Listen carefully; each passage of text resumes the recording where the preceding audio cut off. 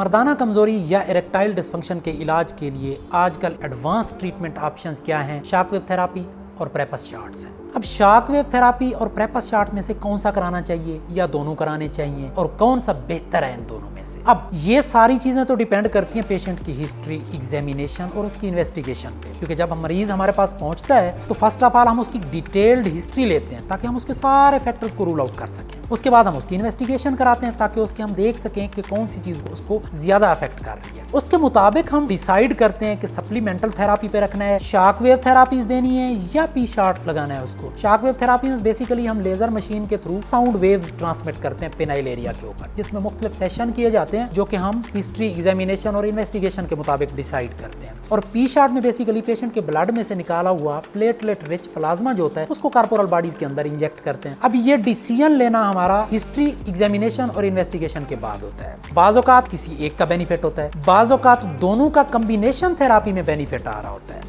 और बाज़ औक़ात कुछ कंडीशंस ऐसी होती हैं कि इनका कोई बेनिफिट होता ही नहीं है। तो लिहाजा पेशेंट को प्रॉपर्ली देख के उसके मुताबिक ही डायग्नोज किया जा सकता है कि आया कि हम इसको मेडिकल थेरापी पे रखें सिर्फ, या इसको शॉक वेव थेरापी दें, या इसको प्रेपस शॉट लगाएं, या शॉक वेव थेरापी और प्रेपस शॉट का कॉम्बिनेशन चलाएं इसमें।